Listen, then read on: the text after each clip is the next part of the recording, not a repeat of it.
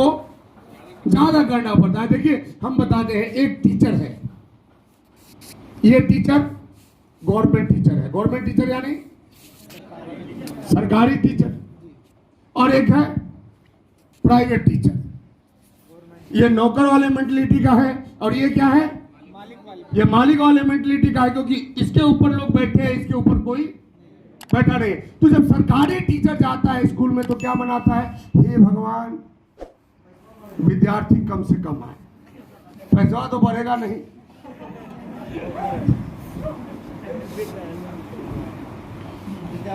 तो सरकारी टीचर क्या बनाएंगे, ये हे भगवान स्कूल में विद्यार्थी कम आए। लेकिन प्राइवेट टीचर क्या बनाएगा, कि हे भगवान स्कूल में विद्यार्थी ज्यादा। उसी तरह एक डॉक्टर है सरकारी और एक डॉक्टर है प्राइवेट, तो सरकारी डॉक्टर क्या बनाएगा, पेशेंट कम आवे, हे भगवान पेशेंट कम से कम आए। लेकिन प्राइवेट डॉक्टर क्या बनाएगा, कि हे भगवान पेशेंट ज्यादा से ज्यादा है। उसी तरह सरकारी वकील क्या बनाएगा, कि हे भगवान कम से कम क्लाइंट कम से कम आए।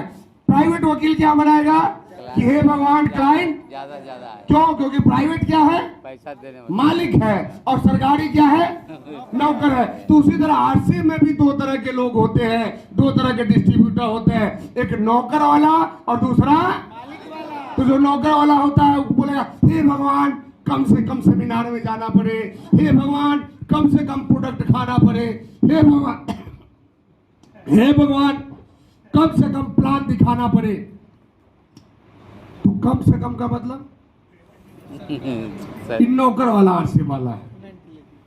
और जो बोलता है कि हे भगवान हम ज्यादा से ज्यादा प्रोडक्ट खाएं, हम ज्यादा से ज्यादा प्लान दिखाएं, हम ज्यादा से ज्यादा मीटिंग सेमिनार में जाएं, हम ज्यादा से ज्यादा काम करें, तो जो कम से कम करेगा उसके पास कम से कम आएगा, और जो ज्यादा से ज्यादा करेगा उसके पास ज्यादा से ज्यादा आएगा। तो ज्यादा चाहिए तो ज्यादा ही करना पड़ेगा, कम करके ज्यादा हासिल नहीं कर सकते। इसलिए आप देखते होंगे कि नौकर घड़ी देखता है लेकिन मालिक घड़ी नहीं देखता है। आप जमुई के ही जो अमीर लोग हैं उनको देख लीजिए ना, उनका शेड्यूल क्या है। तो ये फर्क होता है नौकर और मालिक में। तो अब आपको अमीर बनना है तो अमीर कौन बनता है, नौकर बनता है या मालिक बनता है, मालिक बनता है। तो आपको काम कैसा करना पड़ेगा, मालिक के जैसा काम करना पड़ेगा। यानी काम में ये नहीं होना चाहिए कि कम से कम नहीं होना चाहिए, ज्यादा से ज्यादा।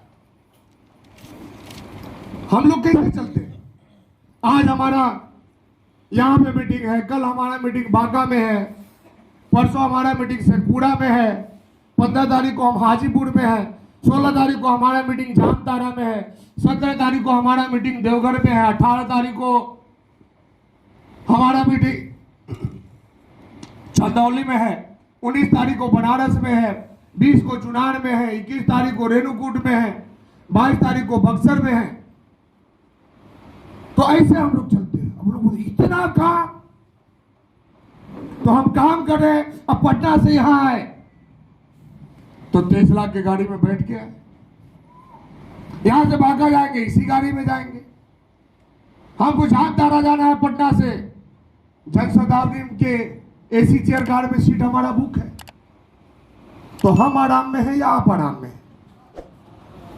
लेकिन देखने से क्या लगता है कि आप आराम में हैं और हम काम में हैं। तो देखिए आराम क्या है, आराम एक मानसिक सोच है। देखिए आराम कैसे मिलता है, आपको क्या लगता है घर पे चारपाई पे लेट लिए तो आराम हो गया? आराम तन से नहीं मिलता, आराम मन से मिलता है। और मन तभी आराम में रहेगा जब आपका पॉकेट भरा रहेगा।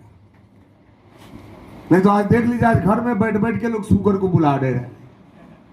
आज जितने लोगों को डायबिटीज हो रहा है तो एक बहाना है कि हमारे पिताजी को था, कुछ नहीं था। 80% लोगों का डायबिटीज डिप्रेशन की वजह से आ रहा है, सही बात, टेंशन की वजह से आ रहा है, सोच की वजह से। और 80% टेंशन पैसे की वजह से आ रहा है। बच्चे को देना है, बेटी का शादी करना है, घर बनाना है, ये करना है, वो करना है, फलाने जगह न्योता भेजना है, तो ये 1 लाख काम है अपने पास। और हम लोग बिहार में पैदा लिए हैं, यहाँ आधा कमाई तो पर्व त्योहार में ही चला जाता है। अच्छा होता है या नहीं होता है? अभी होली खत्म हुआ तुरंत छठ आएगा, चैती, हाँ वो खत्म होगा, रामनवमी आ जाएगा, वो खत्म होगा, दशहरा आ जाएगा, तुरंत दीपावली आ जाएगा, फिर छठ आ जाएगा, फिर सरस्वती पूजा आ जाएगा, फिर होली आ जाएगा। अच्छा बीच में और भी बहुत सारा है, तीज है, ज्योतिया है। अच्छा इस सब में भी खर्च होता है या नहीं होता है? ऊपर से अगर बीवी बृहस्पतिवार करने लगी तो एक्स्ट्रा खर्च डेली का 100 रुपया बढ़ जाएगा हर बृहस्पतिवार का, क्योंकि फल लागेगा या मिठाई लगेगा, 100 रुपये से कम का बजट आएगा क्या? हाँ तो बहुत सारा हमारे यहाँ लोड है और यही लोड आपको डिप्रेशन में लेके चला जाता है। तो हम कहते हैं यदि डेली सिर्फ एक आदमी को बताइए, अच्छा क्या बताना है? आना है प्लान, और प्लान क्या है? ईमानदारी से आना है और ईमानदारी से बताना। बस, इसके अलावा कोई प्लान ही नहीं हमारे पास, बस इतना ही बताना है। हाँ ज्यादा से ज्यादा बताना चाहते हैं तो ये बता दें कि क्यों करना है आरसीएम। तो क्यों पे क्या बताना है? ये तो महंगाई वाला डाटा था वो बता देना है। आपको पूरा याद नहीं रहे तो बस जीरो याद रखिए, 20 साल में एक जीरो बढ़ा देना है, घटा देना, बढ़ा देना है, और 20 साल पहले एक जीरो घटा देना है, घटा देना है। और दुनिया का कोई भी अर्थशास्त्री भी इस डाटा को काट नहीं सकता है। बिल्कुल सही बात, गारंटी है। कोई ऐसा पैजामत से 80 साल इसी के हिसाब से चली तो आगे भी चलेगी, कोई रोक ही नहीं सकता, कोई नहीं रोक सकता इसको। तो डेली एक को बताना है। अच्छा ये बताने के बाद क्या करते हैं? जब एक को बताते हैं हम तो लोग क्या बोलते हैं? अच्छा सोचेंगे बता भी दे तो कितना होगा? 6000 होगा कि नहीं होगा? तो ये कहां से आया?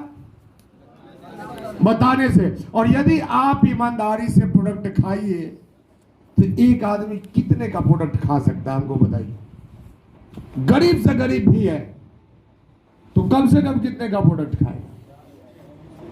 4 से 5 हजार का तो खाएगा ही खाएगा, क्योंकि हमारे यहां सारा प्रोडक्ट है। तो मान लेते हैं कि 2500 घर में खाया तो कितना बीवी हुआ? कितना हुआ एक आदमी का? यानी कि आरसीएम में कोई व्यक्ति यदि ईमानदारी से काम करे तो मिनिमम रिपर्चेज उसका कितना होगा? 8500, यानी 5000 से ऊपर। तो इससे क्या समझ में आता है कि जिस भी व्यक्ति का सेल्फ परचेजिंग 5000 से कम है वो ईमानदार डिस्ट्रीब्यूटर नहीं है, वो बेईमान डिस्ट्रीब्यूटर, और उसका बिजनेस चलने वाला, क्योंकि बिजनेस चलता है ईमानदारी से। बेईमानी करेंगे तो आप किसको धोखा देंगे? अपने आप को नहीं। बहुत लोगों को लगता है अरे सरवन सर ही तो अपने फायदे के लिए बोलते हैं, तो ये अपने फायदे के लिए आपको डायमंड क्लब करवा दिए। ये किसके फायदे के लिए करते हैं? हम किसके फायदे के लिए करते हैं? सुरेंद्र सर किसके फायदे के लिए डायमंड क्लब करते हैं? कोठारी सर क्यों करते हैं? पागल है क्या वो लोग? पागल नहीं है। आपको जिस सिस्टम में काम करना है, जिस सिस्टम में सफलता लेना है, उस सिस्टम को फॉलो करना पड़ेगा। क्योंकि ये पंखा हवा दे रहा है, आप लोगों को अच्छा लग रहा है या नहीं लग रहा है? क्यों अच्छा लग रहा है? क्योंकि आप शांति से सिस्टम का आनंद ले रहे हैं, मजा ले रहे हैं, आराम से बैठे हुए हैं। नहीं तो ये पंखा क्या कर सकता है? अभी कुर्सी पे खड़ा होकर एक उंगली डाल के देखिए, सारा मजा बिगाड़ देगा 1 सेकेंड में। तो देखिए सिस्टम का मजा लीजिएगा, सिस्टम बहुत आनंद देगा। और यदि सिस्टम में उंगली कीजिएगा तो सिस्टम आपके उंगली को काट देगा। उंगली करने के लिए सिस्टम नहीं बना, और सिस्टम कभी भी आपके सिद्धांतों पे नहीं चलता है। सिस्टम क्यों बनाया जाता है? सिस्टम क्या करता है? सिस्टम आपके टाइम को बचाता है, सिस्टम आपके पैसे को बचाता है, सिस्टम आपके एनर्जी को बचाता है। अब मोटरसाइकिल क्या है? सिस्टम है। तो सिस्टम क्या है? न्यूट्रल करो, यही है ना सिस्टम। न्यूट्रल करो, स्टार्ट करो, चाहे सेल्फ हो या किक हो। स्टार्ट करने के बाद क्लच दबाओ, गियर चेंज करो, एक्सीलेटर लो, क्लच छोड़ो, धीरे धीरे क्लच छोड़ो। गाड़ी आगे बढ़े, और ये सिस्टम सबके ऊपर लागू होता है। अब कोई आया बोले ना ना हम तो ब्रेक मार के ही गियर चेंज करें, तो क्या होगा? गाड़ी आगे बढ़ेगी क्या? और 10-20-50 बार ऐसे कर लिए तो ब्रेक ही टूट जाएगा आपका, और नहीं तो गियर ही टूट जाएगा, गियर बॉक्स ही खराब हो जाएगा। तो मोटरसाइकिल आराम से कब चलेगी? जब आराम से आप उसके सिस्टम को फॉलो करें। सिस्टम में कभी भी अपना दिमाग, ये आरसीए में वही लोग फेल हुए जो दिमाग लगाते हैं। हम कहते, देखिए हम ये नहीं कहते कि आप लोग बुद्धिमान नहीं, बहुत बुद्धिमान हैं आप लोग, भगवान कूट कूट के बुद्धि आपको दिए है, लेकिन कितना बुद्धि है आपके पास? देखिए एक बार की बात है, हमारा एक्सिस बैंक में अकाउंट है पटना में। तो एक्सिस बैंक में 3 तरह का अकाउंट होता है, एक नॉर्मल अकाउंट, एक बरगंडी होता है, एक प्रायोरिटी होता है। तो प्रायोरिटी और बरगंडी अकाउंट जब आपका होता है तो आपको एक स्पेशल मैनेजर मिलता है काम करने के लिए। यानी हमको पैसा जमा करना है तो हम लाइन में नहीं लगेंगे, कौन लेके जाएगा? वो मैनेजर लेके जाएगा। हमको कोई भी काम करना है ब्रांच में, वो मैनेजर हमारे लिए है, तो वही काम करेगा। तो हम जब भी ब्रांच में जाते थे तो हमारा एक मैनेजर थे दुबे जी, वो बोलते थे मंजीत सर आप लोगों के पास जितना पैसा आता है ना, उतना यदि मेरे पास आता तो इतना दिमाग है कि इस पैसे को क्या से क्या बना देता। अच्छा, ऐसा आप लोगों के मन में भी कभी आता होगा ना, कि रहता तो हम तो तूफान खड़ा कर देते। ऐसा होता है या नहीं होता? और हम जब ब्रांच आते थे वो मैनेजर यही बात बोलता था, हम मुस्कुरा के चुपचाप आ जाते थे, क्या बोलना है भाई, ठीक है बोलो। एक दिन हम ब्रांच मैनेजर के साथ बैठे हुए थे, हमसे रहा नहीं गया, ये जब बात कर रहे थे म्यूचुअल फंड का, तो फिर आया बोला मंजीत सर आप लोगों के पास जितना पैसा आता है, मेरे पास इतना दिमाग है कि उतना पैसा मेरे पास आता तो इस पैसे को क्या से क्या बना देते। तो उस दिन पता नहीं क्या हमसे रहा नहीं गया, हम बोले कि दुबे जी ऐसा है कि आपके पास कितना दिमाग है ये तो हमको पता नहीं है, लेकिन इतना हम जरूर जानते हैं कि हमारे इतना दिमाग भी आपके पास रहता तो जितना मेरे पास आता है उतना आपके पास भी आता। तो देखिए आपके पास कितना दिमाग है कि कैसे पता चलेगा? कितना आ रहा है उतना ही दिमाग है। उससे ज्यादा बुद्धिमान मत बनिए, उससे ज्यादा बुद्धिमान बनेंगे नुकसान हो जाएगा। कहा गया अति सर्वत्र वर्जित, तो किसी भी चीज का अति, यदि आप 20,000 कमाने वाले हैं तो बस समझ जाइए कि 20,000 की इतना ही आपके पास दिमाग है। 1 लाख वाले को दिमाग से चैलेंज मत कीजिए। अब आपको 1 लाख कमाना है तो क्या करना होगा? 1 लाख वाले को फॉलो कीजिए। नहीं, हम हमारा एक चीज आज तक मेरे समझ में नहीं आया इस 19 साल में, कि सारे लोगों को आरसीएम ज्वाइन करने के बाद ही दिमाग क्यों आता है? नहीं, आरसीएम के पहले आपके पास दिमाग था कि नहीं था? क्या था कि नहीं था? तो क्यों नहीं बन गए लाखपति? ये आरसीएम में आने के बाद ही दिमाग क्यों आ जाता है?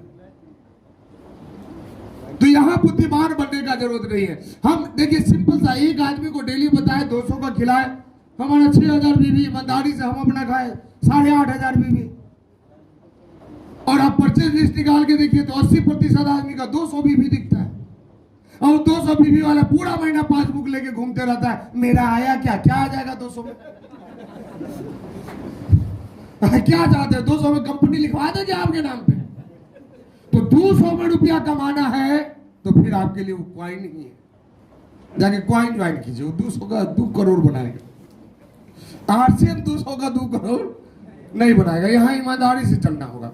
आपको टोटल प्रोडक्ट यूज करना है जो आपके घर में यूज होता है, वहां कोई भी बेईमानी नहीं चलेगी।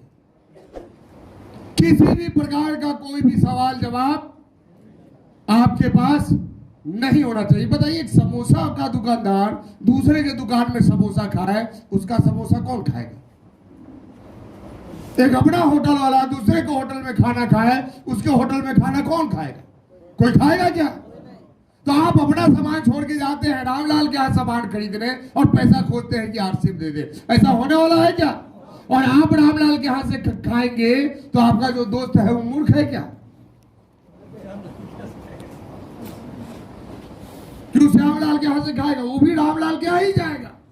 क्योंकि इस नेटवर्क मार्केटिंग में लोग वो नहीं करते जो आप कहते हैं, लोग वो करते हैं जो आप करते हैं। इसलिए हम पहले बोले हैं कि पहले क्या करना है, ईमानदारी से आना है, उसके बाद ईमानदारी से बताना है। पहले बताने का काम नहीं करना है।